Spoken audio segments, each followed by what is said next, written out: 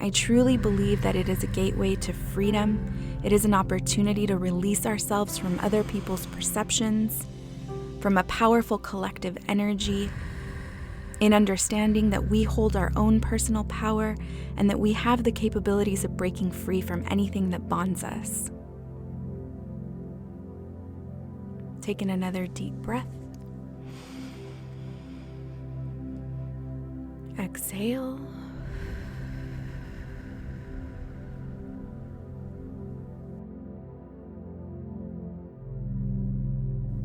I wanted to check in with you today and talk about some really important topics, how to cope with them, how to change your perspective. The timing of our last episode on the reticular activating system is perfect for what we are currently going through as a nation, as a world.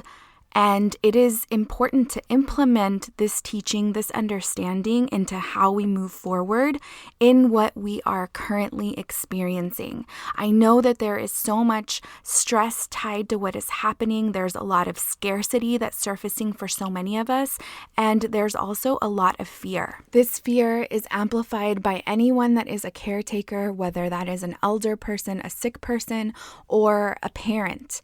It's a very stressful time. And so I did want to share my emotions on this, how I've been coping with it, and the actions that I have been taking since I've been keeping up with the news. You all know that I love to dive into research, and I do really like to work on my perspective from a strategic space. From the moment that I read that the coronavirus had hit North Italy, I knew that it was time for me to really get into action. That while I was still conducting a lot of research and trying to understand and move through what the media was feeding me, to really get in a space where I can see a clear picture on what actions I needed to take. At that point, I knew that I needed to make purchases like Lysol, hand sanitizer, things like that, and make sure that the home was stocked up. Not necessarily moving from a space of fear, but moving from a pure space of strategy and understanding how the fear was going to consume the majority of the public, that this was going to affect a lot of elements of the way we move and how we're conducting our day-to-day business. I do feel that I was really early in my preparations, but I also understood that I was moving from an instinctive place. It wasn't from a place of I have to buy all of the hand sanitizer in the world or all of the Lysol. It was moving from a space of I don't have hand sanitizer. I need to make sure that I purchase some. It's important right now so that I could keep some in my car, so that I can begin to educate Benicio on how important it is to use hand sanitizer, and of course, reinforce the importance of washing his hands. I also didn't have Lysol, so it was just preparation for that. I didn't buy it in abundance because I wasn't operating from a space of fear. I want to make that really clear because I think that this is the difference between someone that is panicking and completely submerging their reticular activating system, their thoughts, in a space of something really terrible is going to happen. We create this panic and then we place ourselves in situations where there are people that don't have access to hand sanitizer, that don't have access to Lysol, that equally need it. And so I feel like for us that are currently submerged in the space of spirituality, that are currently submerged in the space of awakening, this could be a really turbulent time in really dabbling in the space of fear, really worrying about what is going to happen.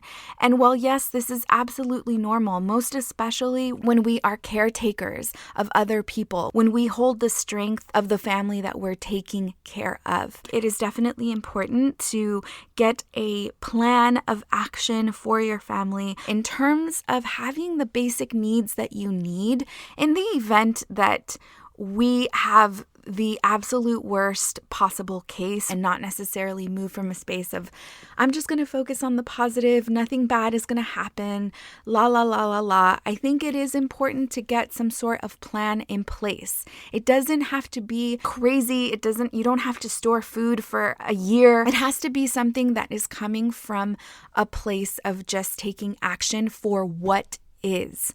I would also like to invite you to stay away from perhaps the consumption of too much media. The type of media that I am currently consuming is coming from CNBC. I am watching the actual hearings from the World Health Organization. One of the persons that I am following closely during this time is Dr. Tony Fauci, who has been working on viruses all the way from the beginning of Ronald Reagan's presidency.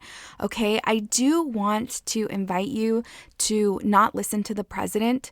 He is politicizing a lot of what is currently taking place. And I also think that he's moving from a place of fear and lack of understanding. I've witnessed the lack of understanding myself in him asking simple questions like, can't people just take a flu shot in order to prevent them from the coronavirus? He asked this question yesterday in a meeting with Dr. Tony Fauci.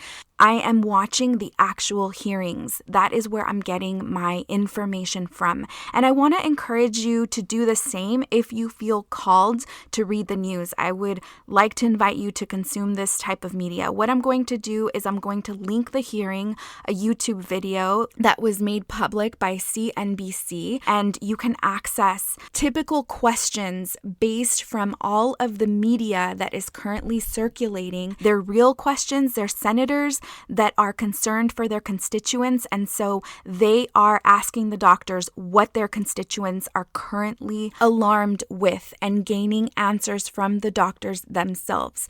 So I would like to invite you to listen to resources that are actually dealing with the problem instead of consuming the content from third-party resources. When it comes to media, hate and fear always sell.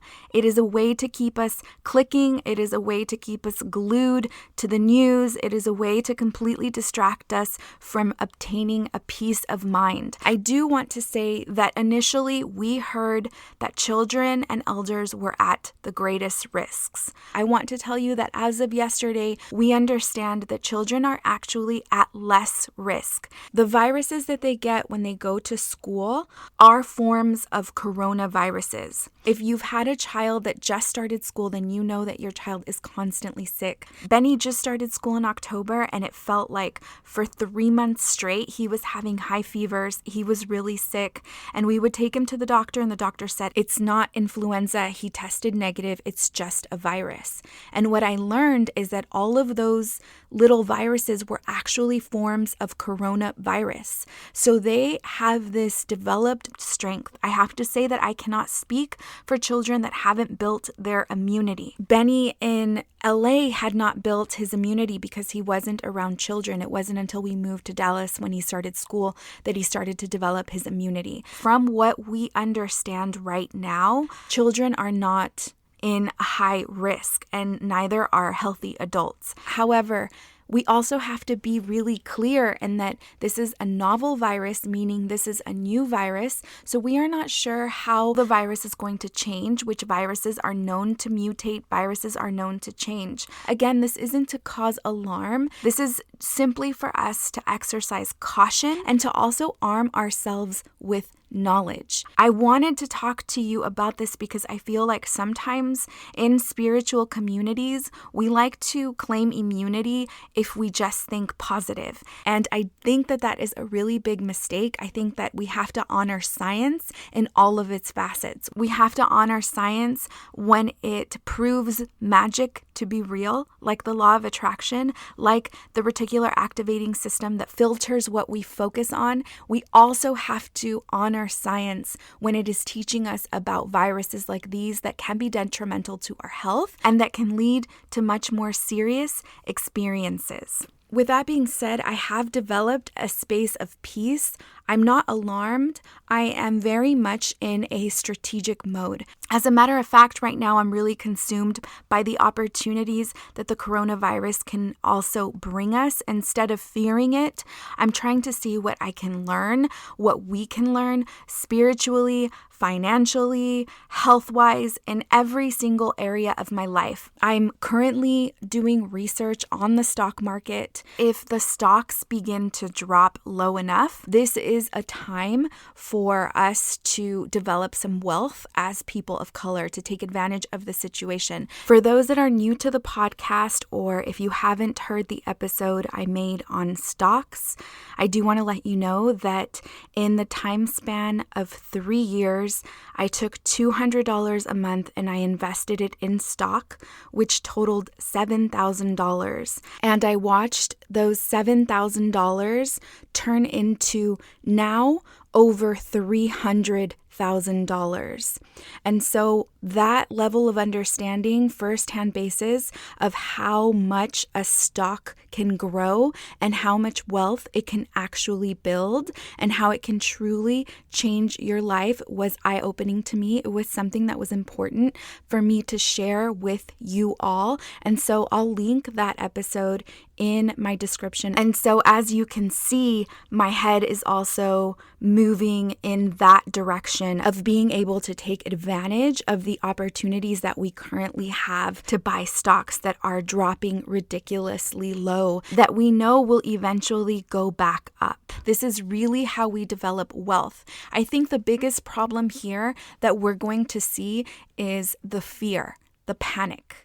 Not necessarily the illness itself. I do feel really confident after listening to Dr. Tony Fauci, and part of me understands that this is a process that we have to go through. This is a normal part of life. This is a repeated experience that we've seen in history. I think it's important for us as a country to have a sector focused on these types of viruses. Unfortunately, this president has fired people in the past and is now hiring another politician to take this on. But the senators are coming together and they're putting together hearings and they're really driving a committee that will be able to take care of this. As a matter of fact, Pence hasn't been involved in any of the hearings. So I just feel like I'm armed with a lot of information. I've also began developing a plan in my own home to make sure that we are constantly washing our hands, to make sure that we are cognizant of not touching our faces. And, if we go in public, to immediately sanitize, to immediately wash.